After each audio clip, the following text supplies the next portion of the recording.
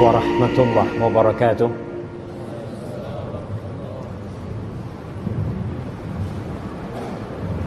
Alhamdulillah alladzi bi ni'matihi tatimmus salihat.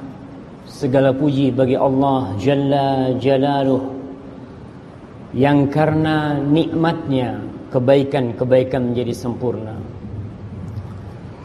yang karena rahmatnya niat-niat baik hamba dapat terlaksana. Saya bisa sampai ke Singapura ini, bisa sampai ke Masjid Raudhah, dan antum semua bisa hadir di tempat ini, itu murni karena karunia Allah kepada kita. Allah menggerakkan hati kita, lalu kita dapat melangkahkan kaki ke rumah Allah ini. Maka tiada yang pantas untuk mendapatkan pujian dan pujaan kita selain Sang Pencipta Allah Jalla Jalaluh. Dalam setiap salat kita senantiasa mengikrarkan dengan mengatakan alhamdulillahi rabbil alamin.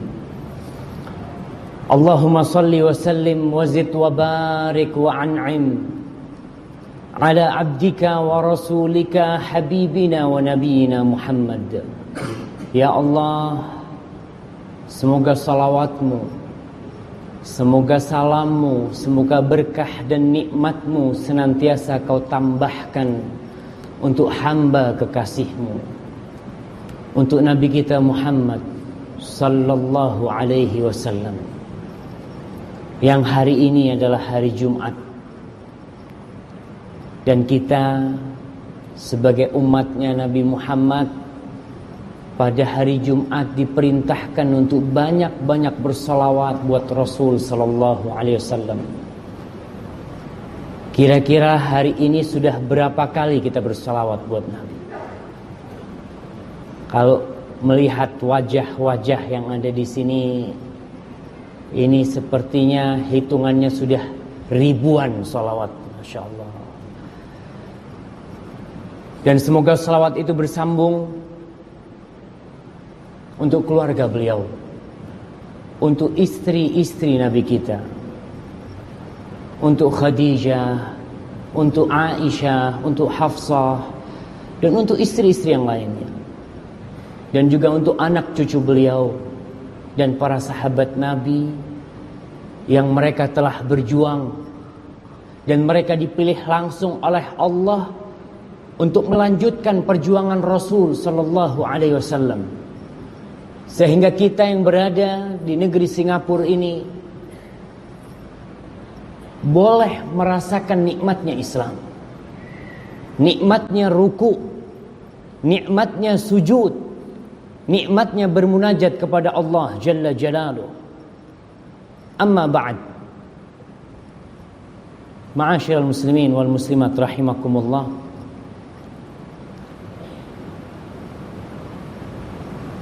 Terus terang, saya agak nervous mau ceramah di sini. Karena apa? Karena tadi kita ngobrol sama teman-teman yang dari Singapura. Ana takut nggak paham sama bahasa kita nih. Karena bahasa Melayu masih asli banget ya. Sedangkan bahasa Indonesia udah campur aduk gitu. Tapi mudah-mudahan bisa ditangkap apa yang akan kita kaji pada kesempatan kali ini, khususnya yang berkaitan dengan masalah doa. Manusia adalah insan yang lemah, dhaif. Allah Subhanahu wa ta'ala berfirman tentang kita nih, agar kita tahu diri. Sebagian orang ada yang sombong, yang takabur, yang merasa kuat, merasa besar, merasa tinggi, merasa hebat. Padahal Allah Jalla Jalaluh di dalam surat An-Nisa ayat 28 berfirman, wa khuliqal insanu dha'ifa. Wa khuliqal insanu dha'ifa. Dan manusia itu diciptakan dalam kondisi lemah. Lemah bahasa Melayunya apa? Sama kan? Lemah kita. Apanya yang lemah? Apanya yang lemah? Segalanya. Lemah terhadap godaan wanita. Lemah semangatnya. Lemah fisiknya. Lemah ketika menghadapi problematika dalam kehidupan ini. Terkadang kita tidak mampu untuk menghadapinya karena kondisi kita lemah. Orang yang tahu diri, maka dia akan berusaha untuk memperkuat dirinya. Kita yang lemah nih gimana jadi kuat? Kita akan menjadi kuat kalau ada yang membantu kita. Kalau ada yang menolong kita. Kita lihat banyak orang kaya di Singapura ini. Adakah orang kaya yang membina rumahnya sendiri? Dari pertama dia pasang batu bata, kemudian terus dia nggak ada. Dia memerlukan orang lain. Karena rumah itu tidak akan berdiri tanpa ada orang lain. Berapapun uang yang dia miliki, berapapun, dia tidak akan bisa membuat kereta. Dia memerlukan orang lain yang membuat kereta. Dia memerlukan orang lain yang memandikan keretanya. Tatkala keretanya rusak, dia memerlukan orang lain yang memperbaiki keretanya. Dan kita lemah. Tatkala kita melihat umpamanya nih, kita lihat nih. Mana anak muda yang badannya Masya Allah kekor ya. Mungkin kalau dia disuruh ngangkat mobil kuat dia. Ada. Tapi Allah kasih. Allah turun kepada dia sakit gigi. Tahu sakit gigi? Badannya kuat, keker. Allah turunkan sakit gigi. Udah cari pertolongan orang. Mungkin berangkat ke hospital. Dia harus minum obat agar nyerinya hilang. Dia harus datang ke dokter. Padahal badannya kekar. Kasih sakit gigi, udah habis. Apa yang nak kita sombongkan? Nggak ada. Dan terkadang jamaah, kita dihadapkan oleh problematika yang membuat iman kita itu runtuh. Masya Allah, mungkin kita sholat, kita puasa, Allah goda tuh dengan wanita cantik. Dorongan syahwat kita membuat kita terkapar. Andai kata bukan karena Allah, mungkin kita sudah terjatuh ke dalam kemaksiatan. Karena memang kita lemah. Dan sudah menjadi kodrat manusia. Ketentuan Allah Jalla Jalaluh, kita diberi cobaan dalam kehidupan ini. Jadi tidak hanya dengan kita ngaji sunnah, kita mengatakan beriman kepada Allah Jalla Jalaluh, kita melaksanakan perintah-perintah Allah, problema kita dalam kehidupan ini selesai. Tidak. Bahkan seringkali tatkala seorang itu mengenal sunnah, ketika seorang itu masuk ke dalam agama Allah ini, ternyata problematikanya semakin banyak. Pasal-pasal yang dia hadapinya semakin kuat. Dan tatkala itu dia mau kemana, itu sudah sunnatullah dalam kehidupan ini. Allah Jalla Jalaluh berfirman, Am hasibtum an tadkhulul jannah. Apakah kalian mengira akan dapat masuk surga? Apakah kalian mengira dapat masuk surga? Kita aja untuk mendapatkan uang $5.000 harus bekerja dari jam berapa? Dari pagi sampai sore. Terus bekerja. Bagaimana dengan surga Allah Jalla Jalaluh yang luasnya tidak seluas Singapura, yang luasnya tidak seluas Nusantara, yang luasnya arduhas samawat wal ard, yang luasnya seluas langit dan bumi. Am hasibtum an tadkhulul jannah walamma ya'tikum mathalul ladzina khalau min qablikum massathumul ba'sa wad-dharra wazulzilu hatta yaqula ar-rasul walladzina amanu ma'ahu mata nasrullah ala inna nasrallahi qarib. Masuk surga itu tidak mudah. Kalian jangan mengira dengan mudah dapat masuk surga, padahal kalian belum ditimpa oleh petaka seperti yang pernah menimpa umat-umat sebelum Islam, yang mereka ditimpa dengan dharra, ba'sa. Dharra, ba'sa ini kemiskinan, tidak memiliki uang, kefakiran, masalah ekonomi. Dharra, permasalahan kesehatan, sakit.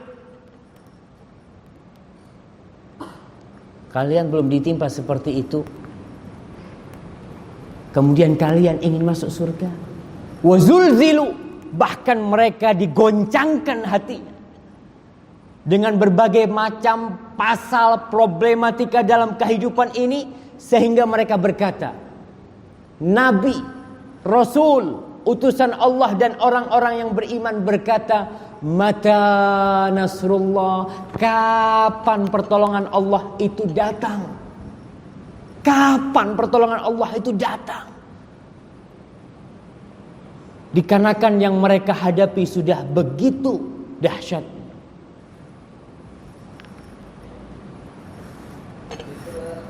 SKB 2965L, SHA 3369S, GZ 51851.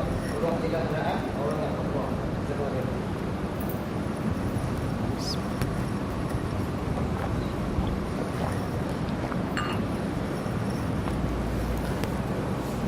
Nah, sampai mana kita?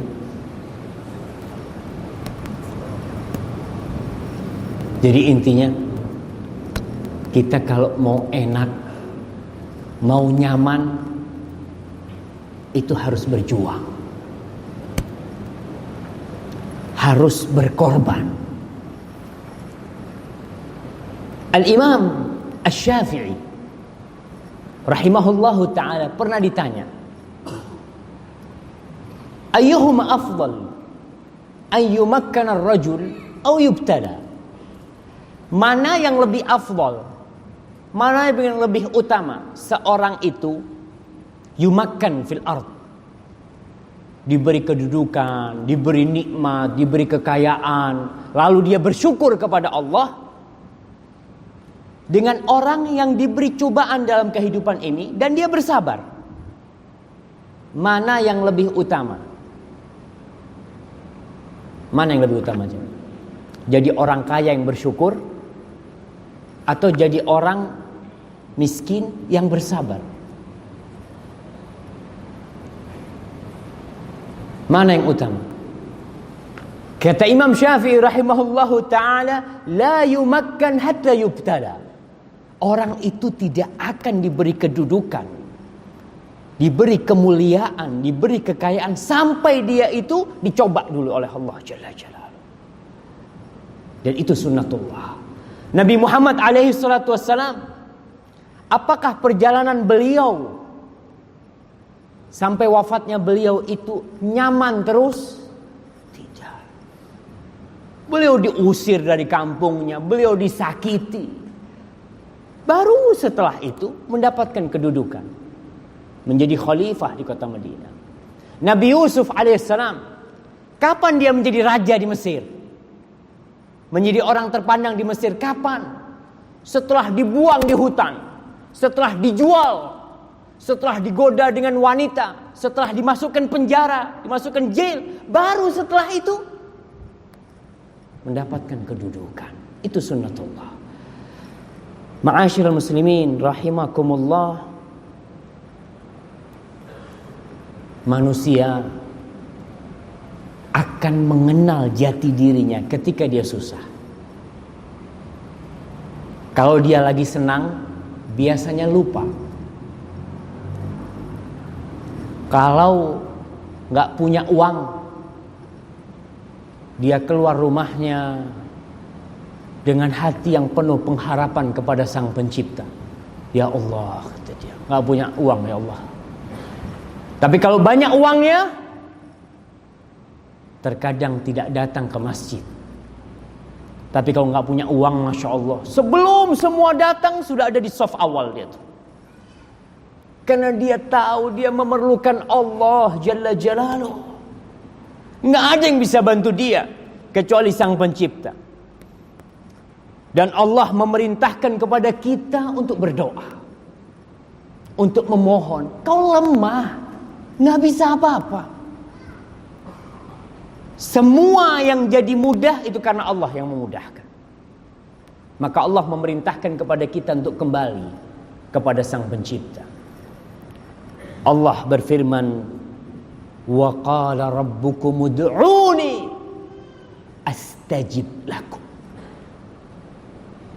Ud'uni, kata Allah, kalian hamba-hambaku, kata Allah, ud'uni, mintalah kepadaku, memohonlah kepadaku, aku akan kabulkan. Wad-du'a huwal ibadah. Dan doa adalah ibadah yang paling mulia.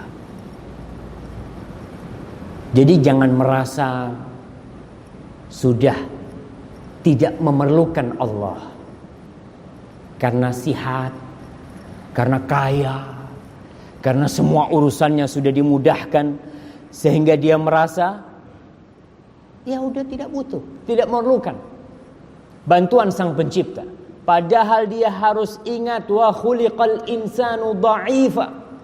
Manusia diciptakan dalam kondisi lemah. Al-Imam Syaukani berkata, fad-du'a huwa a'la anwa'il ibadah wa arfa'uha wa ashrafuha. Kata Imam Syaukani, doa adalah salah satu bentuk ibadah yang paling mulia, yang paling tinggi, yang paling agung. Doa. Bahkan orang yang paling lemah, walaupun dia kaya raya, walaupun dia sihat, orang yang paling lemah adalah orang yang tidak berdoa. Nggak mampu dia berdoa. Digoda oleh syaitan sehingga tidak pernah memohon kepada Allah Jalla Jalaluhu. Ar-Rasul sallallahu alaihi wasallam di dalam hadis yang diriwayatkan oleh Imam Tabrani dan Imam Baihaqi, dan hadis ini sahih, beliau mengatakan, a'jazun nas man ajiza 'anid du'a. Orang yang paling lemah adalah orang yang tidak bisa berdoa. Tidak mampu berdoa. Terkadang kita berangkat ke Baitullah atau kita masuk ke masjid, hari Jumat ada waktu mustajab, kita lihat saudara-saudara kita berdoa memohon kepada Allah, kita nggak bisa berdoa. Kita melihat yang satu menangis, mereka yang lagi tawaf, mungkin kita berangkat umroh, lagi di tempat sa'i, lagi di Arafah, sebagian orang bisa menangis, kita tertawa-tertawa, kita bercakap-cakap dengan manusia. Subhanallah, kemana kita? Apakah kita tidak perlu dengan Allah? Orang yang paling lemah adalah orang yang paling tidak bisa berdoa. Khalun nas man bakhila bis salam. Dan orang yang paling bakhil, orang yang paling pelit adalah orang yang paling pelit mengucapkan salam. Bertemu dengan saudaranya, mungkinlah kalau dia berbagi uang dia pelit. Salam, uangnya tidak berkurang. Beda kalau kita ke Karpak, mungkin akan dipotong duit kita ya. Setiap ke sana, kita salamnya nggak dipotong duitnya. Duitnya tetap nggak berkurang yang di kantong kita. Tapi kita tidak mau mengucapkan salam. Assalamualaikum. Dia padahal saudaranya. Maka ingat, jangan menjadi orang yang paling lemah dan jangan menjadi orang yang paling bakhil, yaitu orang yang bakhil mengucapkan salam. Tatkala kita terkena musibah, kita akan minta tolong biasanya kepada orang, kepada manusia. Kita datang ke fulan, ana punya problem, ana lagi punya pasal yang begitu beratnya. Emangnya saudara kita bisa bantu kita? Kita semua jamaah kita nih, semuanya punya masalah, semuanya punya problematika. Ketika ada orang datang kepada kita, mengadukan problem dia kepada kita, akan bertambah problem kita. Ketika dia minta uang sama kita, kita kasih. Sekali dia datang kita kasih $10. Besok datang lagi kita kasih $10. Besok datang kita kasih lagi. Keempat datang gak dibukain pintu sudah. Dilihat, oh fulan, kata dia. Sudah jangan dibuka. Manusia, lemah dia. Kenapa kau minta sama manusia? Kenapa engkau tidak memohon kepada Sang Pencipta? Yang dia mengatakan, ud'uni astajib lakum. Sebagian kita gak yakin sama Allah. Sebagian kita lebih yakin dengan uangnya daripada dengan Sang Pencipta yang di sana. Seorang Abul Atahiyah mengatakan, la tas'alanna bunayya Adama syai'an wasalil ladzi abwabuhu la tuhjabu. Allahu yaghdabu in tarakta su'alahu wa bunayya Adama hina yus'alu yaghdabu. Kata dia, jangan pernah kau minta kepada manusia. Gak perlu kau minta sama dia. Terus aku perlu bantuan. Wasalil ladzi abwabuhu la tuhjab. Mintalah kepada yang pintunya tidak pernah tertutup.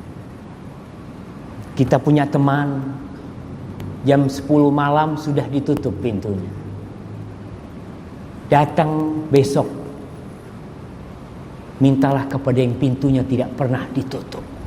Allah yaghdabu in tarakta su'alu. Allah murka, Allah marah ketika engkau gak meminta kepada Allah.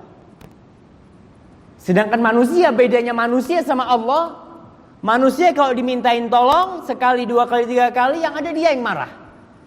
Kau terus minta tolong sama aku, cari orang lain lah, jangan cuma sama aku. Tapi Allah Jalla Jalaluhu, tatkala kita datang kepada pintunya, kita datang ke rumahnya memohon kepadanya, dia selalu mendengar doa kita. Ma'asyiral muslimin rahimakumullah.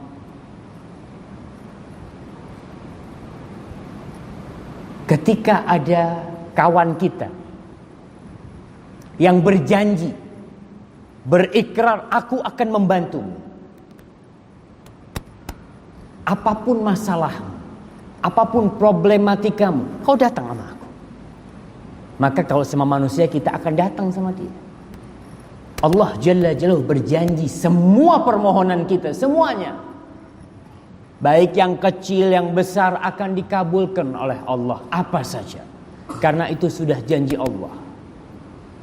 Allah mengatakan, wa idza sa'alaka ibadi anni fa inni qarib ujibu da'watad da'i idza da'ani falyastajibu li wal yu'minu bi la'allahum yarshudun. Kata Allah, Muhammad, kalau orang-orang bertanya tentang aku, sesungguhnya aku dekat dan aku mengabulkan doa orang yang berdoa. Doa orang yang berdoa, yang memohon kepada Allah. Sebagian di antara kita nggak berdoa. Sebagian di antara kita baru berdoa ketika sudah penat, letih, minta tolong sana, minta tolong sini, nggak ada yang bisa bantu, baru kepada Allah. Kemana kau selama ini kau nggak datang sama Allah? Ketika anak kita sakit, yang ada dalam pikiran kita siapa? Dokter, hospital, obat. Kemana Allah? Yang kata Nabi Ibrahim alaihissalam, fa idza maridtu fahuwa yashfin. Yang kalau aku sakit, dia akan menyembuhkanku. Kenapa kau jadikan Allah yang terakhir, bukan yang pertama? Baru setelah itu kita usaha. Kita datang ke hospital, tapi tetap ketika anak kita sakit, kita ngomong nih, kita cakap sama diri kita, ya Allah, kalau seluruh dokter di Singapura ini berusaha untuk menyembuhkan anakku, dan engkau tidak berkehendak, gak bakal sembuh ya Allah. Gak bakal ya Allah. Hanya kau yang bisa menyembuhkan. Kita berangkat ke dokter karena kau perintahkan aku untuk berobat, untuk berusaha. Tapi tetap yang bisa menyembuhkan hanya Allah Jalla Jalaluhu. Kemana Allah? Kata Rasul sallallahu alaihi wasallam, "Ma min muslimin yad'u bi da'watin laysa fiha ithmun wala qati'atu rahim." Tidak ada seorang muslim pun yang dia berdoa dengan sebuah doa, dia memohon dengan satu permohonan kepada Allah, yang di dalam doanya tidak ada permohonan dosa, tidak ada permintaan untuk memutuskan silaturahim, illa a'tahu Allahu biha ihdatsalah. Allah akan berikan kepada dia satu di antara tiga. Satu di antara tiga. Allah akan kasih. Yang pertama, imma an yu'ajjallahu da'watuhu atau yu'ajjillahu da'watahu. Apa yang dia pinta Allah berikan. Mungkin dia berdoa, ya Allah, berikan kepadaku istri yang soleha. Subhanallah, besok dikasih sama Allah istri yang soleha. Berdoa minta istri yang soleha, nggak dikasih-kasih sama Allah. Allah kasih yang lain. Wa imma ayyaddakhiraha lahu fil akhirah. Doanya ini dikumpulkan, ditabung buat dia di akhirat.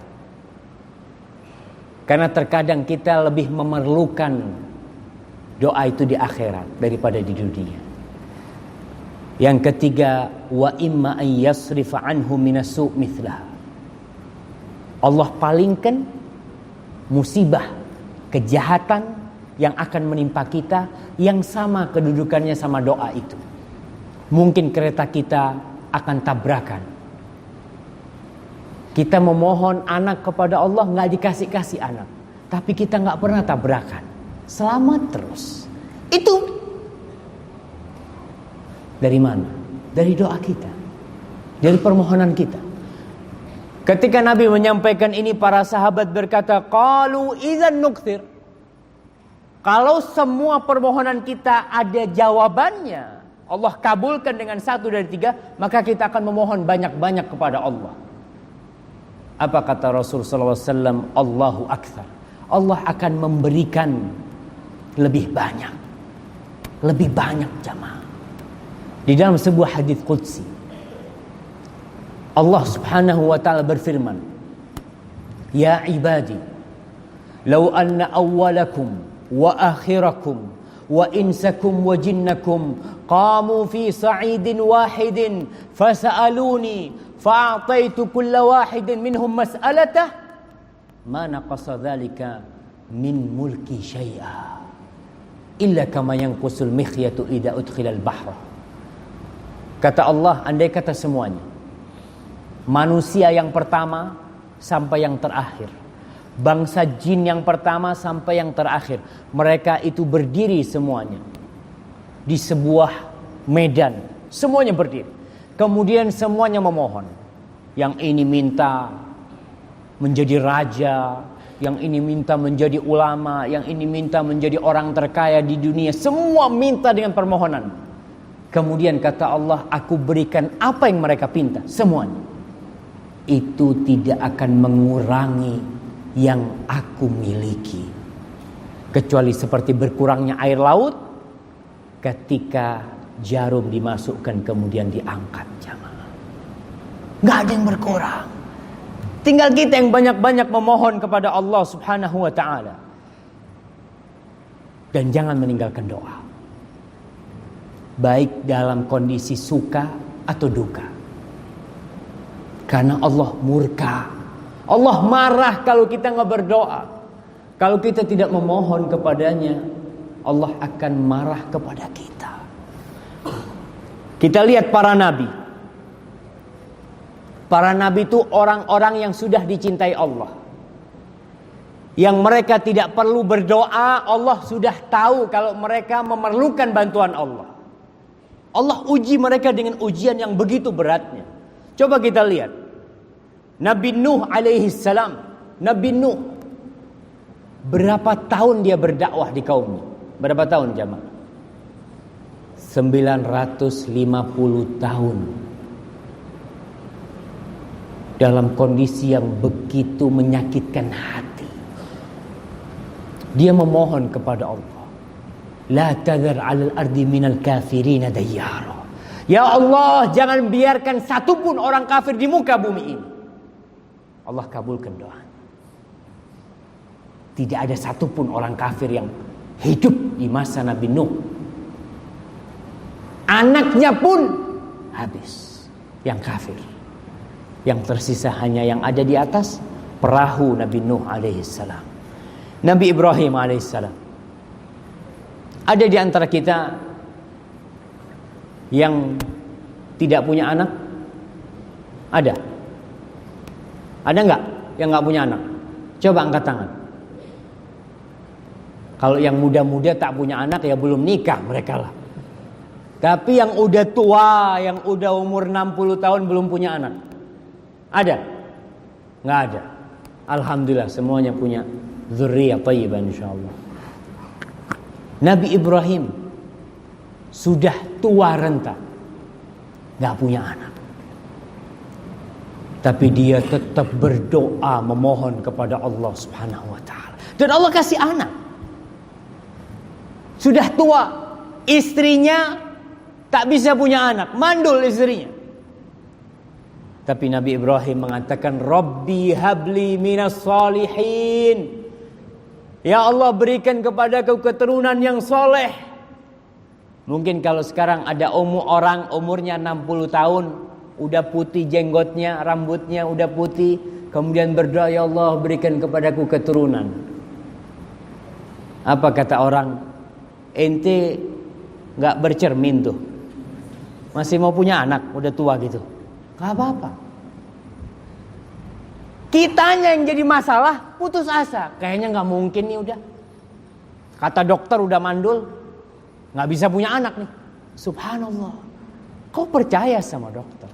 Allah Jalla Jalaluh menciptakan Adam tanpa bapak dan ibu. Gak ada bapaknya, gak ada ibunya, Allah ciptakan.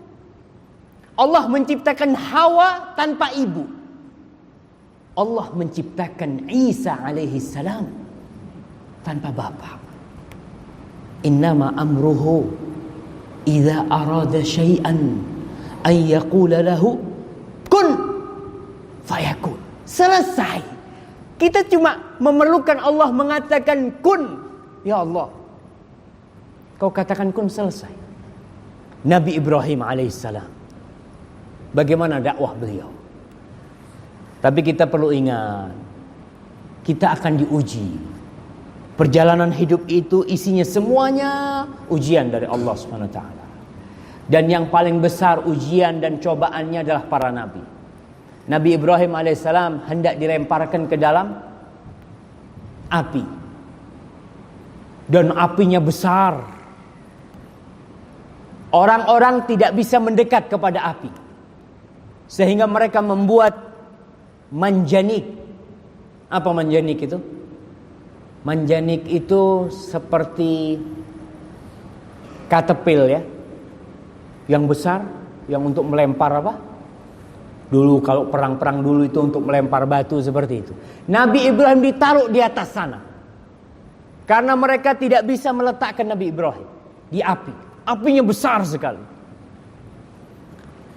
Al-Imam Ibnu Katsir menyebutkan beberapa riwayat Israiliyat tentang cerita bagaimana Nabi Ibrahim dilemparkan ke sana. Ketika dilemparkan ke sana, malaikat Jibril datang kepada Ibrahim. Mengatakan, "Ya Ibrahim, alaka ilayya hajah?" Ibrahim, apa kau perlu bantuanku? Apakah kau perlu bantuanku? Apa kata Nabi Ibrahim alaihissalam? Amma ilaika fala. Sama engkau, aku nggak ada perlu. Karena dia tahu, lihat tauhid Nabi Ibrahim alaihissalam. Dia tahu Jibril juga makhluk Allah. Sama dengan dia makhluk Allah subhanahu wa ta'ala. Amma ilallah fanam. Tapi kalau sama Allah, aku perlu sama dia sekarang. Maka Nabi Ibrahim mengatakan hasbunallah wa ni'mal wakil. Hasbunallah wa ni'mal wakil. Tatkala Nabi Ibrahim berserah diri kepada Sang Pencipta, Allah tinggal cakap kun fayakun. Wa qulna ya nar kuni bardan wa salaman ala Ibrahim. Wahai api, api yang membakar, jadilah engkau sejuk dan keselamatan buat Nabi Ibrahim. Subhanallah. Kita masih gak yakin. Terkadang kita melihat memiliki problematika yang besar, yang udah gak bisa Ustaz. Ini udah gak ada jalan keluar. Subhanallah. Kau lupa dengan Rabbus samawat wal ard. Setiap salat kau mengatakan Alhamdulillahi Rabbil alamin. Rabbil alamin. Dia Tuhan semesta alam. Kalau dia ingin menenggelamkan Singapura, tenggelam Singapura. Tahu kejadian tsunami di Aceh? Dalam hitungan berapa detik, ratusan ribu manusia hilang. Allah tinggal kun fayakun. Tinggal kita. Mau nggak kita memohon kepada Allah Subhanahu wa taala? Nabi Yaqub alaihissalam. Yaqub alaihissalam seorang nabi yang mendapatkan ujian dari anak-anaknya. Tidak sedikit orang tua yang dicoba dengan anaknya. Dan tidak sedikit anak yang bermasalah dengan orang tuanya. Kita lihat Nabi Yaqub alaihissalam. Anak yang paling dia cinta, Yusuf alaihissalam, dipisahkan dari dia. Ketika masih hati tergantung dengan dia, terikat dengannya, dipisahkan darinya. Bertahun-tahun. Tapi Nabi Yaqub gak pernah berhenti berdoa. Maksudnya Yusuf tuh bakal kembali tuh. Yakin dia sama Allah. Mohon dia sama Allah. Ketika Benyamin juga diambil. Adiknya Yusuf juga dipisahkan dari bapaknya setelah puluhan tahun. Dan kakaknya yang paling tua pun dipisahkan. 3 orang anak. Yang mereka anak-anak soleh tuh 3 orang itu. Apa kata Nabi Yaqub alaihissalam?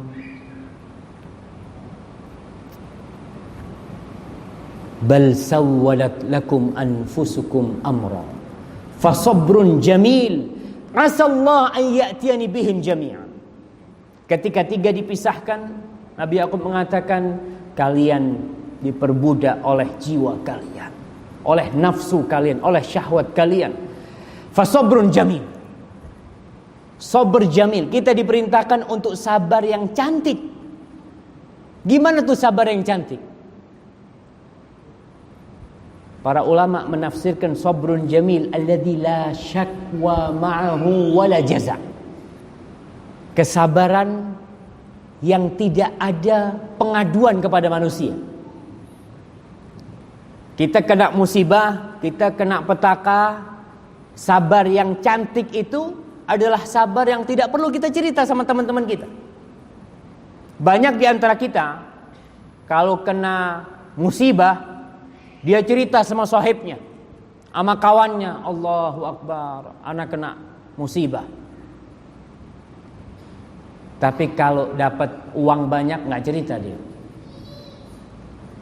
Subhanallah. Dapat nikmat nggak cerita. Maka seorang ulama mengatakan ketika mendengarkan orang itu mengadu kepada dia kena musibah, dia kena pasal yang begitu peliknya. Apa kata ulama ini? Tashku man yarhamuka ila man la yarhamuka. Engkau mengadukan Ar-Rahman, yang menurunkan bala itu Allah. Engkau mengadukan yang menyayangimu kepada orang yang tidak menyayangimu. Sabar jamil adalah sabar yang tidak ada mengadu sama orang. Ngadu sama siapa? Ngadu sama Allah. Kita ini ketika punya masalah, punya pasal yang pelik, itu membuat hati kita sesak. Dan kita perlu teman, kalau bahasa Indonesia curhat. Apa curhat, jemaah? Curhat itu singkatan curahan hati. Curhat, dia ingin cerita ya, agar beban ini hilang dari dia. Kalau dia udah cerita, udah cakap sama temennya, alhamdulillah, seakan-akan bebannya udah hilang. Kita perlu itu, manusia. Kalau enggak jadi beban di hatinya. Nabi Yakub alaihissalam, kepada siapa dia mencurahkan isi hatinya? Kepada Allah. Dia mengatakan, innama ashku bathi wa huzni ilallah. Aku mencurahkan kesedihanku, kegalauan hatiku, kekesalanku kepada Allah. Aku gak mau cerita sama engkau. Gak perlu aku cerita sama orang banyak.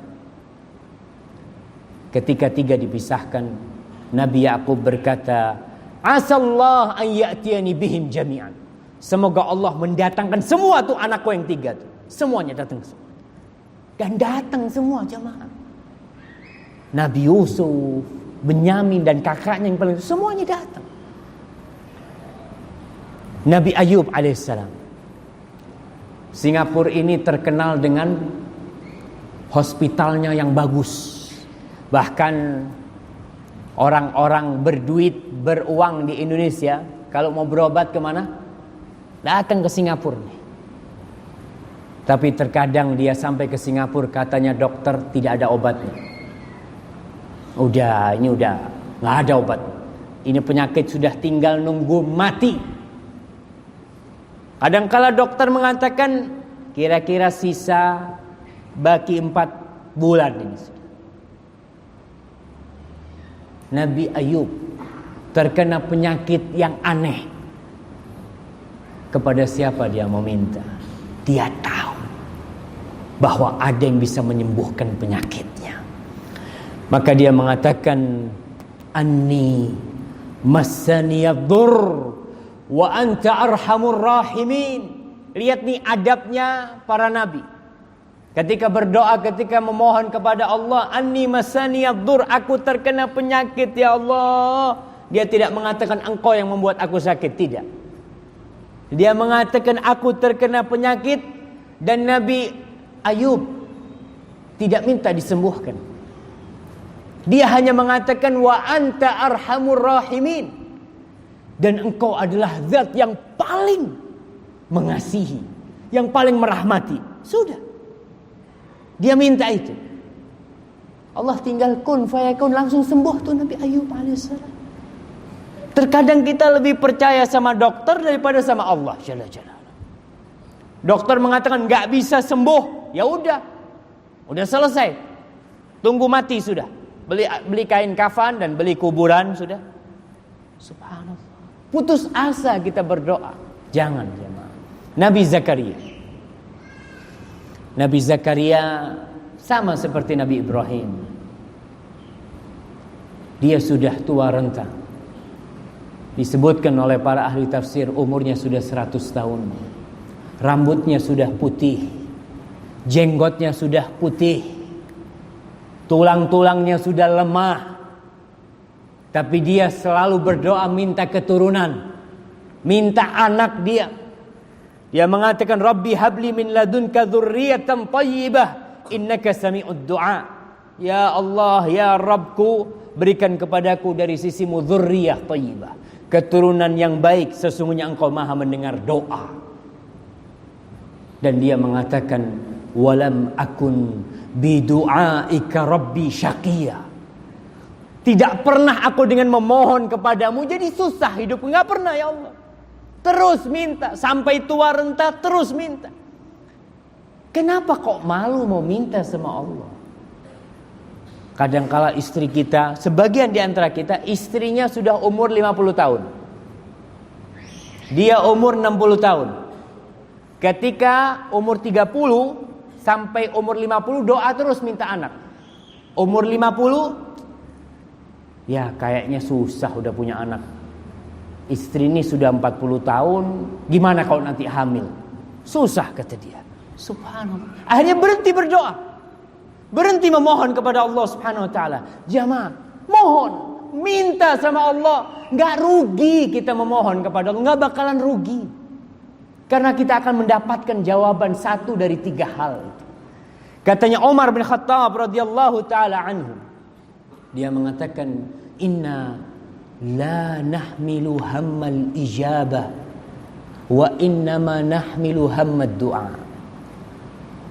Kita ini tidak terbebani dengan masalah dikabulkannya doa.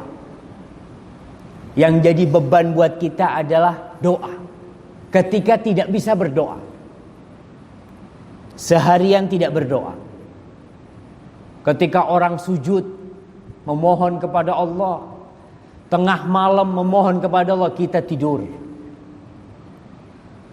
Kata Umar, yang jadi beban sama kita itu bukan doa, bukan dikabulkannya doa atau tidak, tapi tidak bisa berdoa.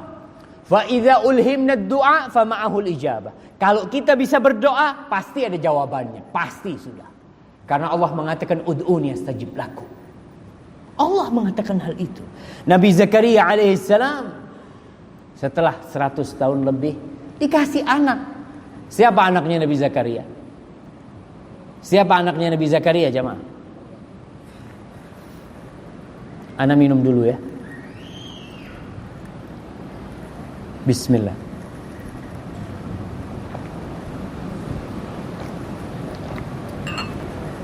Alhamdulillah. Nabi siapa? Nabi Yahya. Nabi Yahya anaknya Nabi Zakaria. Jangan putus asa berdoa. Nabi Sulaiman. Nabi Sulaiman yang sudah kaya raya, dia masih memohon kepada Allah. Salah satu doanya, Rabbighfirli. Ya Allah, ampuni aku ya Allah. Wahabli mulkan la yanbaghi li ahadin min ba'di. Innaka antal wahhab. Ya Allah, berikan kepadaku kerajaan yang tidak pantas untuk diberikan kepada satu manusia pun setelah aku. Sesungguhnya Engkau Maha Memberi. Jadi kalau dibilang kerajaan yang paling besar, kerajaan siapa? Nabi Sulaiman. Nggak ada kerajaan yang bisa menandingi kerajaan Nabi Sulaiman. Dapat dari mana Nabi Sulaiman? Dari doa. Dari minta sama Allah. Diceritakan ada seorang yang minta sumbangan. Apa sumbangan bahasa? Apa? Derma. Iya, derma. Dia datang di Arab sana, katanya di satu tempat situ ada orang kaya yang suka berderma. Dia ingin meminta derma untuk sebuah masjid. Maka dia masuk ke masjid untuk menjumpai orang itu.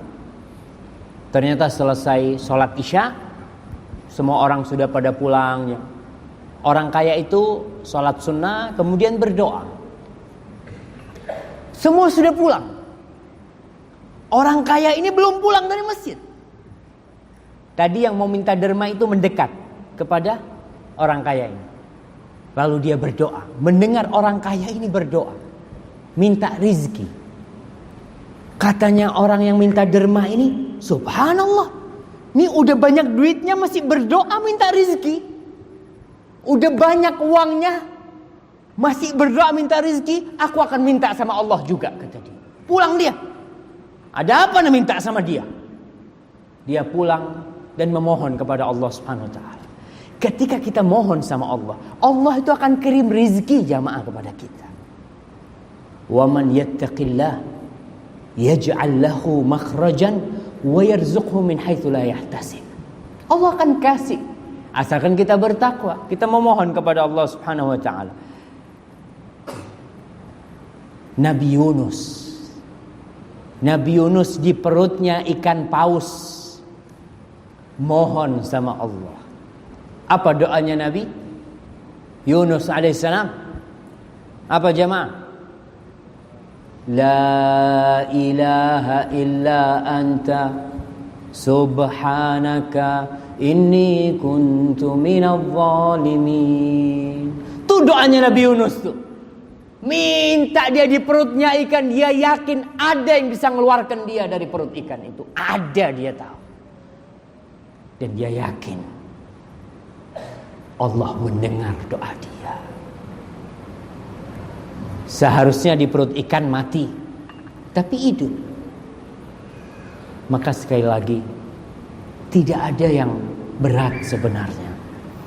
Kalau kita mendapatkan pasal yang besar, katakan kepada pasal itu bahwasanya aku memiliki Allahu Akbar. Aku memiliki Allah yang besar, yang lebih besar dari semuanya. Tatkala kita sujud, kita berbisik kepada bumi. Kita sujud itu berbisik ke sejadah kita mengatakan Subhana rabbiyal a'la wa bihamdi. Siapa yang mendengar? Allah yang di atas sana mendengar jamaah. Tinggal kitanya bagaimana kita berdoa memohon kepada Allah Jalla Jalaluh. Nabi Muhammad alaihi salatu wassalam ketika perang Badar, dia mengangkat tangannya, dia berdoa sampai selendangnya itu jatuh, dan Abu Bakar mengangkat selendangnya meletakkan di pundak Rasul SAW. Terus Nabi mengatakan, wa'duka alladhi wa'adtani Allahumma anjiz wa'dak ya Allah. Ya Allah, tepati janjimu ya Allah. Tepati janjimu ya Allah. Intuhlak hadhil isabah la tu'bad fil ardi ba'dal yawm. Kalau tuh orang-orang yang berjuang, sahabat-sahabatku mati semuanya, kau enggak bakal disembah lagi di muka bumi ini ya Allah. Doa minta kepada Allah Subhanahu wa taala. Memaksa ketika memohon kepada Allah. Kita sebentar lagi akan berbicara tentang adab-adab berdoa. Karena terkadang kita berdoa kok enggak dikabul-kabulkan. Karena ternyata kitanya yang salah. Jadi tinggal memohon dan meminta kepada Allah Subhanahu wa taala. Ada seorang tabi'in yang bernama Muhammad bin Wasi'. Dia seorang tabi'in. Ketika terjadi peperangan di Kabul, jadi Islam pada masa itu sudah sampai ke Afghanistan, sudah mendekat ke Azerbaijan sana. Ketika itu pasukan umat Islam dipimpin oleh Qutaibah ibn Muslim. Qutaibah bin Muslim tatkala sudah menyusun pasukannya, dia melihat jumlah pasukan orang-orang Turki pada waktu itu banyak sekali, membuat hati Qutaibah ibn Muslim ciut. Ya Allah, jumlah mereka banyak. Akhirnya Qutaibah mengatakan kepada pasukannya, kemana Muhammad bin Wasi'? Kemana Muhammad bin Wasi'? Dia seorang tabi'in yang ahli ibadah. Akhirnya dicari, di laporan anak buahnya, Komandan Muhammad bin Wasi' ada di sebelah kanan. Dia memegang tombaknya sambil mulutnya bergoyang-goyang dan dia bertasyahud menunjuk ke langit, menunjuk kepada sang pencipta yang di atas sana. Apa kata Qutaibah bin Muslim? Tilkal usbu' ahabbu ilayya min mi'ati alfi sayfin syahir wa syabin tarir. Tuh telunjuknya Muhammad bin Wasi' lebih aku cintai daripada 100.000 tentara yang masih muda dan 100.000 pedang-pedang yang kuat. Itu telunjuknya lebih aku cintai. Subhanallah jemaah. Karena kalau Allah mau bantu tinggal kun fayakun. Kita yang perlu memperkuat diri memohon kepada Allah Subhanahu wa taala. Bagaimana adab berdoa sekarang? Adab berdoa yang paling utama, Nabi mengajarkan kepada kita agar meminta langsung kepada Allah. Gak perlu perantara siapa-siapa. Nabi pernah berkata kepada Ibnu Abbas radhiyallahu taala anhu, dia mengatakan, ya gulam, inni uallimuka kalimat. Wahai gulam, aku akan mengajarkan kepadamu beberapa kalimat. Ihfadillah yahfadka. Jagalah Allah, Allah akan menjagamu. Subhanallah jemaah. Jagalah Allah, Allah akan menjagamu. Ibnu Abbas umurnya baru 10 tahun, 11 tahun. Diajarin kalimat-kalimat.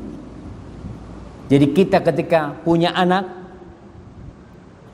dia mau berangkat kerja, mau berangkat sekolah, kita pesan sama dia, wahai anakku, jagalah Allah, Allah akan menjagamu. Ihfadillah tajidhu tujah. Jagalah Allah, kau akan mendapati Allah di depanmu.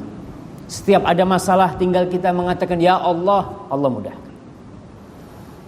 Kemudian mengatakan idza sa'alta fas'alillah. Kalau kau mau memohon, mohon sama siapa? Sama Allah. Nabi tidak mengatakan kalau kau mau mohon, mohon sama aku. Jangan. Kalau kau mau memohon, mohonlah kepada Allah Jalla Jalaluh. Wa idza sta'anta fasta'in billah. Kalau kau meminta pertolongan, mintalah pertolongan kepada Allah Jalla Jalaluh. Subhanallah jamaah. Ini ajaran dari Nabi. Memang kita boleh, kita bertawasul dengan orang yang soleh, kita datang kepada ibu kita, ummi kita, abi kita, bilang, ya ummi tolong doakan ana ya ummi. Boleh. Tapi yang lebih utama jangan lupa kau berdoa sendiri. Minta kepada Allah Subhanahu wa taala. Kita akan masuk kepada adab doa yang pertama. Doa dengan penuh keyakinan. Itu yang pertama. Kalau minta, kalau memohon kepada Allah, yakinlah kalau Allah akan memberi. Kata Rasul sallallahu alaihi wasallam dalam hadis yang diriwayatkan oleh Imam Bukhari, la yaqulanna ahadukum Allahumma ighfirli, Allahumma arhamni in syi'ta. Ya Allah, ampuni aku, kasih rahmat aku kalau kau berkehendak. Kalau kau mau, kasih aku. Jangan. Ketika minta anak, minta ya Allah berikan kepadaku anak yang soleh ya Allah. Minta, aku minta ya Allah. Aku minta kepadamu ya Allah berikan kepadaku anak yang soleh. Terus minta. Liya'zimil mas'alah. Kalau minta itu sungguh-sungguh, serius. Nggak ada yang maksa Allah subhanahu wa ta'ala. Kita tinggal minta. Kemudian Rasul sallallahu alaihi wasallam mengatakan, ud'ullah wa antum muqinuna bil ijabah. Berdoalah kepada Allah dengan keyakinan Allah akan mengabulkan doa kita. Yakin jemaah. Kebanyakan kita nggak yakin, ragu-ragu. Mana mungkin ya? Bisa nggak ya? Kayaknya sulit. Nggak ada yang sulit buat Allah. Wa antum muqinuna bil ijabah wa'lamu anna Allah la yastajibu du'aan min qalbin ghafilin lahin. Allah tidak akan mengabulkan doa dari hati orang yang lalai, yang lengah. Terkadang berdoa, Allahumma Rabbana atina fid dunya hasanah, sambil main tabletnya, handphonenya. Rabbana atina fid dunya hasanah wa fil akhirati hasanah wa qina adzabannar. Iya, kemana dia? Dia baca di sini, lidahnya mohon sama Allah, hatinya ada di mana? Minta yakin. Dan jangan hati kita itu ketika berdoa, subhanallah. Kita sholat aja kadangkala, kita sholat, Allahu Akbar, itu lupa dengan sholat kita. Tadi imamnya rakaat pertama baca apa tadi? Baca surat apa tadi? Baca Al-Fatihah? Ya baca Al-Fatihah lah. Alhamdulillah ingat masih dengan Al-Fatihah, karena wajib baca Al-Fatihah. Terkadang kita lupa dengan apa yang dibaca imam. Maka kita berusaha untuk menghadirkan hati kita ketika berdoa. Yang kedua, kalau berdoa itu mengulang-ulang doanya. Nggak cukup sekali, nggak cukup 2 kali, terus. Dari muda sampai tua berdoa. Kepingin hafal Al-Quranul Karim, minta terus. Sampai tua pun minta. Ada seorang wanita, umur 60 tahun baru hafal Al-Quranul Karim. Umur 60 tahun. Karena dia terus berdoa dan berusaha memohon kepada Allah Subhanahu wa taala. Karena Rasulullah sallallahu alaihi wasallam idza da'a thalathan wa idza sa'ala thalathan, rawahu Ahmad. Nabi alaihi salatu wasallam kalau berdoa biasanya 3 kali. Dia mengulang-ulang 3 kali. Allahumma inni as'aluka ilman nafi'an. Ya ulang-ulangi, kita minta ilmu yang bermanfaat 3 kali. Kalau meminta 3 kali. Yang ketiga, tidak boleh tergesa-gesa. Apa tergesa-gesa itu? Sama kan? Nggak boleh tergesa-gesa.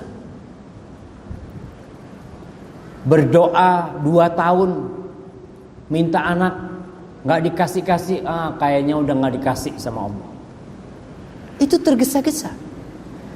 Kata Rasul sallallahu alaihi wasallam, yustajabu li ahadikum ma lam ya'jal. Allah akan kabulkan permohonan kalian selama kalian tidak tergesa-gesa. Yaqulu da'autu falam yustajab. Dia berkata, aku sudah berdoa tapi tidak dikabulkan sama Allah. Akhirnya dia nggak berdoa. Baru berapa tahun kau berdoa? 10 tahun, 20 tahun, 30 tahun. Tunggu tuh.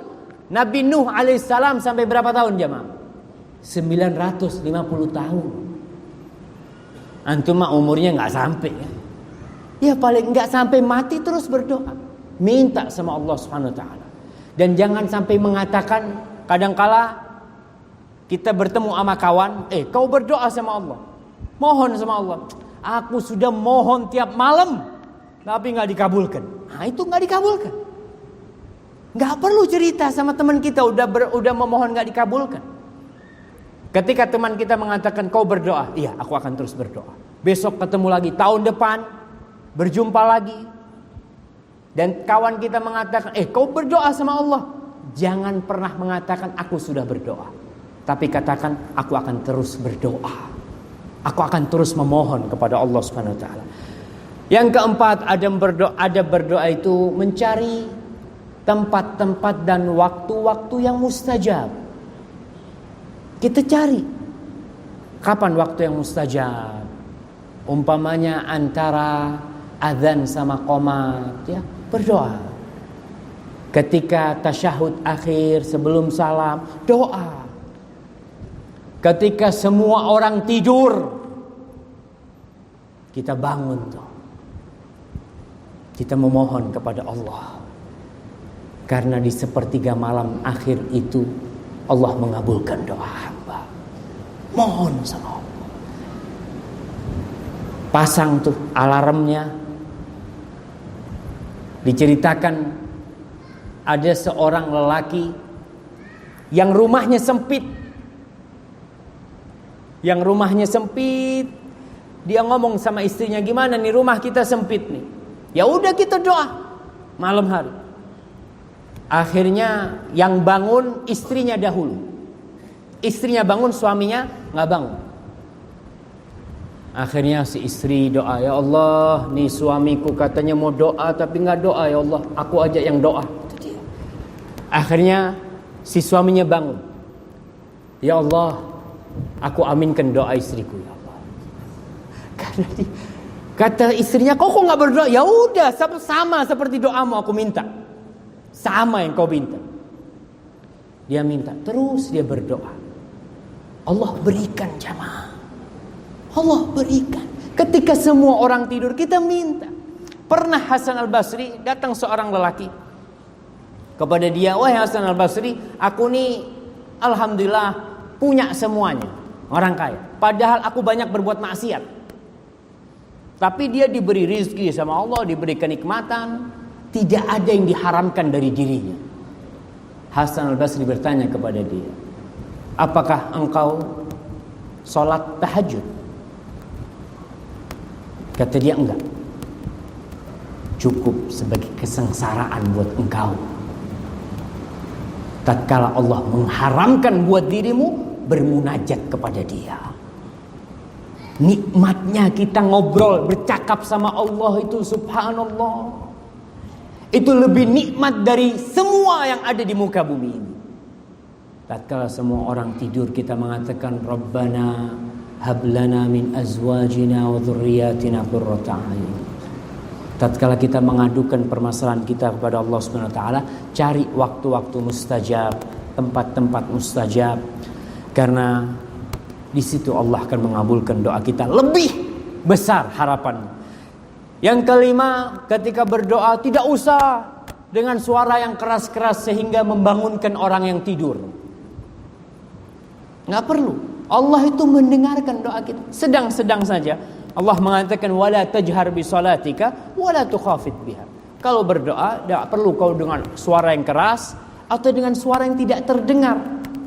Tapi yang tengah-tengah antara itu. Yang keenam, ketika mulai doa, mulailah dengan pujian dan salawat buat Rasul sallallahu alaihi wasallam. Kalau doa jangan langsung. Habis sholat malam kita mau mohon langsung, ya Allah aku kepingin kereta ya Allah, udah berapa tahun gak punya kereta. Jangan. Mulai dulu dengan alhamdulillah hamdan katsiran thayyiban mubarakan fi kama yanbaghi li jalali wajhika wa 'azimi sultanik. Gak bisa bahasa Arab Ustaz, bahasa Melayu. Gak bisa bahasa Melayu, bahasa Inggris. Bahasa apa saja. Tapi puji Allah, ya Allah, kau yang telah memberikan kepadaku mata yang bisa melihat. Kau yang memberikan tangan, ya Allah. Kau yang memberikan keluarga kepadaku. Ya Allah, aku minta kepadamu, ya Allah. Baru minta sama Allah. Puji Allah dengan nikmat-nikmat yang dia berikan kepada kita. Rasul sallallahu alaihi wasallam pernah mendengar seseorang berdoa, tapi dia tidak memuji Allah dan tidak bersalawat kepada Nabi alaihi salatu wassalam. Lalu Nabi mengatakan ajilah hada. Orang ini terburu-buru berdoa. Jadi ada adabnya, ada aturannya. Yang ketujuh, kalau ingin doanya dikabulkan, makanlah yang halal. Makanlah yang halal. Minumlah yang halal. Subhanallah ya. Sebagian orang di akhir zaman itu sudah tidak memikirkan halal haram. Yang penting bisa hidup. Ya Ustaz, kalau bahkan di Indonesia itu ada peribahasa yang salah, yang mengatakan Ustaz, cari yang haram aja susah, apalagi yang halal, kata dia. Cari yang haram sulit, apalagi cari yang halal, kata dia. Subhanallah, yang halal lebih banyak daripada yang haram. Dan banyak. Allah itu thayyibun la yaqbalu illa thayyiban. Allah itu maha baik. Allah tidak akan terima kecuali yang baik. Dan Allah memerintahkan kepada orang-orang yang beriman sebagaimana Allah perintahkan kepada para rasul. Allah mengatakan, ya ayyuhar rusulu kulu minat thayyibati wa'malu salihan inni bima ta'maluna alim. Wahai para rasul, kalian makanlah yang baik-baik. Nggak ada yang baik, ya udah puasa. Jangan memaksakan diri dan beramallah kalian amal yang soleh. Ya ayyuhalladzina amanu kulu min thayyibati ma razaqnakum. Wahai orang-orang yang beriman, makanlah dari yang baik-baik, yang halal-halal apa yang kita rezekikan kepada kalian. Kemudian Rasul menyebutkan tentang seseorang yang yutirus safar, yang dia melakukan perjalanan yang panjang. Ash'ath aghbar, yang rambutnya sudah banyak debunya, pakaiannya sudah mulai kusut. Kemudian dia angkat tangan, dia berdoa, ya Rabb, ya Rabb. Nabi mengatakan, wa mat'amuhu haram, wa mashrabuhu haram, wa ghudhiya bil haram, fa anna yustajaba lahu. Maka kalau kita berdoa memohon kepada Allah nggak dikabulkan, coba lihat, gara-gara mungkin kita makan haram. Mungkin nih pakaian kita ini mungkin haram. Mungkin kita dibesarkan dari yang haram. Kita ngasih makan sama anak kita dari yang haram. Nabi mengatakan, gimana akan dikabulkan doanya? Yang dia makan haram, yang dia minum haram, dia dibesarkan dengan yang haram. Yang kedelapan, menghadap kiblat kalau berdoa. Usahakan menghadap ke kiblat dalam kondisi berwudu, suci. Itu akan menyebabkan doa kita lebih dikabulkan. Dan yang kesembilan yang lebih penting dari itu semua, adab hati kita. Bagaimana hati kita menyesali perbuatan dosa kita. Karena banyak di antara kita yang berbuat dosa, melakukan perbuatan-perbuatan kemaksiatan, dia nggak bertobat. Saat saya mohon terus sama Allah, tapi nggak dikabulkan. Coba, kau mungkin banyak dosanya. Maka sebelum berdoa, istighfar, minta ampun kepada Allah Subhanahu Wa Taala. Dan kita tahu, seorang ketika dicintai, orang tua kalau cinta sama anaknya, anaknya minta apa dibelikan. Minta kereta, nih kasih. Minta apa kasih. Kenapa? Karena orang tuanya sudah cinta sama anak. Dan Allah lebih dari itu. Allah kalau sudah cinta dengan hambanya, idza ahabballahu 'abdan, Allahu akbar. Di dalam sebuah hadits qudsi yang Allah ceritakan bagaimana Allah ketika mencintai hambanya, mungkin besok kita akan bahas hadis ini. Di akhir hadis itu Allah mengatakan, wala in sa'alani la'u'tiyannah. Kalau dia minta sama aku, Allah aku akan kasih, kata Allah. Aku akan berikan apa yang dia minta. Karena Allah sudah cinta. Maka kita perlu memperbaiki diri kita dari dosa-dosa kita, bertobat kepada Allah Subhanahu Wa Taala. Insya Allah, Allah akan mengabulkan doa kita. Yang terakhir,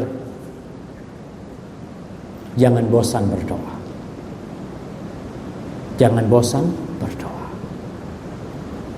Kapanpun, di tempat kerja kita, di office kita.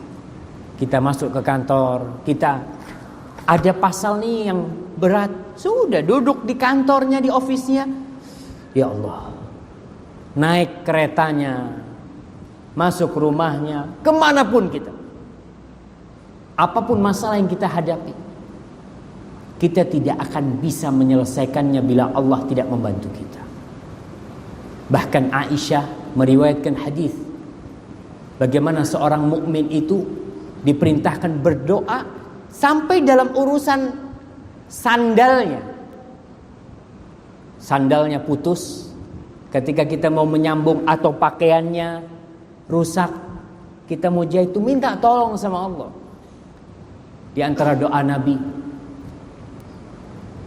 dia mengatakan, Allahumma la sahla illa ma ja'altahu sahla wa anta taj'alul hazana idza syi'ta sahla. Ya Allah, tidak ada kemudahan kecuali yang Engkau menjadikannya mudah, dan Engkau menjadikan yang sulit itu mudah. Para jamaah rahimakumullah, itulah mungkin yang dapat kita kaji pada kesempatan kali ini dalam urusan doa. Dan perlu diingatkan juga, kalau doa jangan hanya minta dunia. Ada orang itu yang isi doanya dunia melulu. Rumah, kereta, istri, anak-anak. Akhirat gak pernah dia minta. Ketika berangkat haji ada orang-orang yang seperti itu Allah ceritakan, faminan nas. Dan di antara orang-orang itu, may yaqulu rabbana atina fid dunya wa ma lahum fil akhirati min khalaq. Yang isi doanya minta dunia, minta kesehatan, minta rezeki, minta nikmat. Maka orang yang hanya minta dunia di akhirat nggak dapat apa-apa. Wa minhum man yaqul, tapi ada di antara mereka yang doanya itu rabbana atina fid dunya hasanah wa fil akhirati hasanah wa qina adzabannar. Minta di dunia bahagia, di akhirat bahagia, dan dijauhkan dari api neraka. Wallahu a'lam bishawab. Semoga apa yang kita kaji pada kesempatan kali ini bermanfaat buat kita semua, dan semoga urusan-urusan kita dimudahkan oleh Allah Jalla Jalaluh. Semoga tidak ada yang pulang dari majlis ini kecuali sudah diampuni dosanya, dimudahkan urusannya.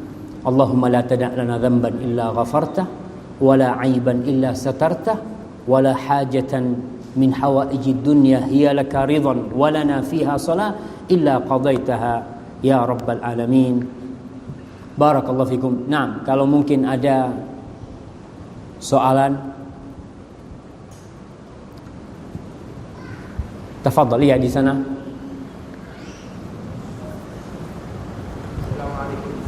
Waalaikumsalam warahmatullahi wabarakatuh.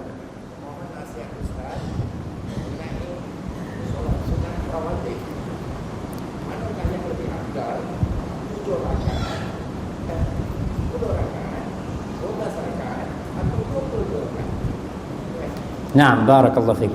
Bismillah. Iya, soalan yang sangat indah karena besok kita akan bicara masalah sunnah. Bagaimana indahnya hidup dengan sunnah. Salah satu yang ditanyakan, bagaimana dengan sholat sunnah?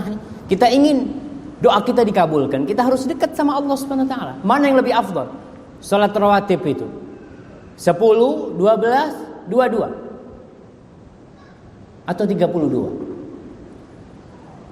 atau 42. Kalau yang rawatib, yang ditekankan, yang sunnah muakkadah itu 12. 2 rakaat sebelum subuh, kemudian 2 rakaat sebelum zuhur atau 4 rakaat, kemudian setelah zuhur 2 rakaat, berapa? 4, 2, 2, 8.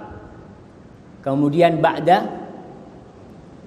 maghrib 2, 10. Ba'dal isya 2, 12. Tapi boleh 10.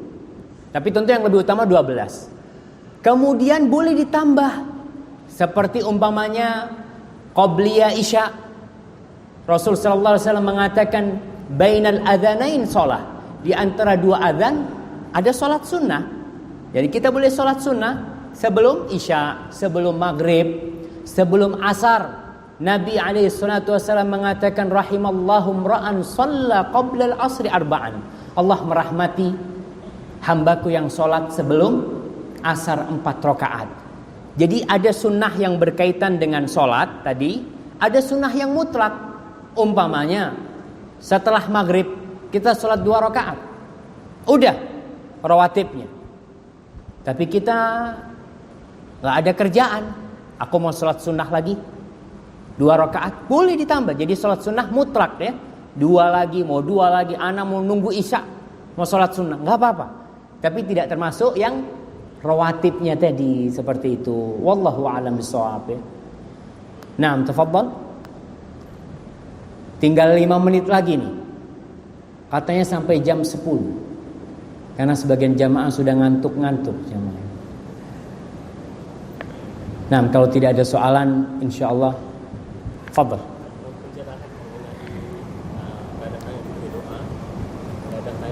Dan juga mengaminkan doa. Nah, ada pertanyaan ini mengenai angkat tangan ketika berdoa dan mengaminkan doa. Di antara ada berdoa adalah angkat tangan, tapi ada tempat-tempat yang Nabi nggak angkat tangan. Ketika itu kita tidak perlu angkat tangan, seperti ketika sholat Jumat, Rasul alaihi salatu wassalam yushiru bi isba'ihi. Rasul menunjuk dengan jari telunjuknya. Maka tatkala itu jangan angkat tangan. Kenapa? Nabi nggak angkat tangan. Padahal Nabi yang mengatakan innallaha hayyun karim yastahyi min 'abdihi idza rafa'a yadayhi an yaruddahuma sifran khaibatain.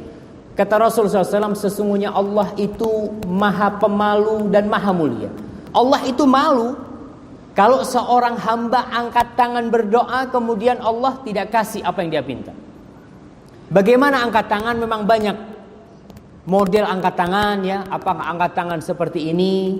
Kalau sholat istisqa Nabi itu angkat tangannya sampai ketiaknya kelihatan ya, sampai putih ketiaknya itu kelihatan. Karena dulu pakaiannya bukan gini jemaah. Dulu pakai seperti ihram, selendang.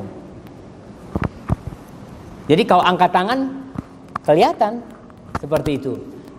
Syekh Utsaimin mengatakan angkat tangan yang mungkin lebih utama di antara model-model itu, dia mengatakan dengan dikumpulkan tangannya. Namanya orang minta ini kalau gini lepaslah.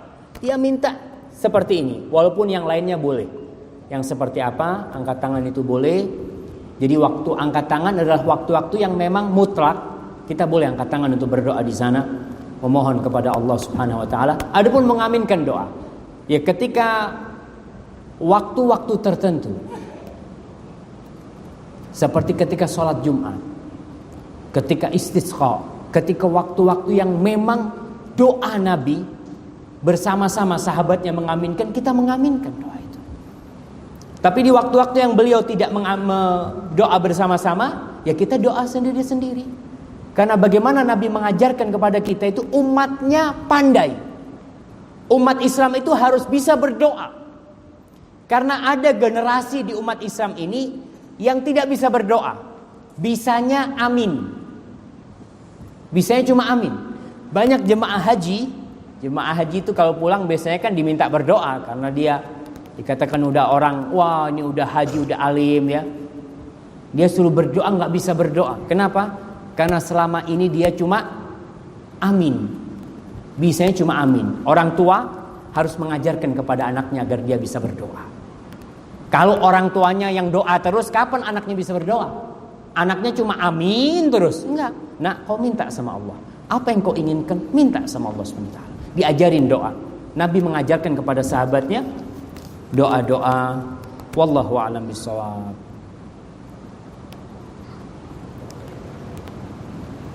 Kita ingin doa dikabulkan. Macam mana hendak bersihkan diri dari rizki yang haram pada kehidupan yang lalu. Jazakumullah khair, barakallahu fikum. Nah, ini mungkin kita dahulu pernah makan haram, pernah melakukan dosa-dosa, ngambil haknya orang. Ya kita harus bertobat kepada Allah Subhanahu wa taala. Daging yang tumbuh dari haram, an-naru aula bihi. Neraka lebih pantas untuk menjadi tempatnya. Gimana kalau kita dulu pernah makan haram sehingga sudah menjadi daging kita? Tidak ada jalan lain kecuali bertobat kepada Allah Subhanahu wa taala. Kita mohon kepada Allah Subhanahu wa taala agar yang tumbuh dari haram itu dihalalkan oleh Allah Subhanahu wa taala. Ma'asyiral muslimin, ada sebuah perkataan salaf mengatakan rubba dzambin dakhala bihi al-'abdul jannah. Ada sebagian dosa yang menyebabkan orang masuk surga. Karena dosa masuk surga. Dan ada orang karena ketaatannya masuk neraka. Bagaimana boleh? Para ulama menjelaskan ketika orang itu berbuat dosa, dia selalu ingat dengan dosanya itu. Sampai tua pun dia ingat, aku pernah berbuat dosa. Sehingga dia terus mengingat dosa itu dan bertaubat kepada Allah, beristighfar karena dia takut tidak diampuni. Terus dia memohon kepada Allah SWT. Akhirnya gara-gara dosa dia masuk surga. Tapi ada orang yang karena ketaatannya masuk neraka. Dia selalu bangun malam, dia selalu bersedekah, dia selalu berderma. Kemudian dia sombong dengan perbuatan baik. Dia takabur, dia ujub. Dia melihat orang lain seakan-akan gak ada yang masuk surga tuh. Anan yang masuk surga. Na'udzubillah min dzalik. Gara-gara kebaikannya dia masuk neraka. Bagaimana dengan pertanyaan ini? Mudah-mudahan kalau dia bertobat dan menyesali. Kalau berkaitan dengan hak orang lain yang pernah dia ambil, dia wajib mengembalikannya. Kalau dia tidak bisa mengembalikannya, maka dia meminta maaf kepada orang itu agar dihalalkan buat dirinya. Wallahu a'lam bishawab. Mungkin kita cukupkan sampai di sini. Kita lanjutkan esok hari. Semoga Allah SWT menjaga antum semua dan lebih bersemangat lagi berdoa kepada Allah SWT apabila yang saya sampaikan itu benar itu dari Allah Subhanahu wa taala. Kalau ada yang salah itu dari diri saya sendiri. Allah dan Rasulnya terbebaskan dari kesalahan itu. Wa subhana rabbika rabbil izzati amma yasifun. Wassalamun alal mursalin walhamdulillahi rabbil alamin. Wassalamualaikum warahmatullahi wabarakatuh.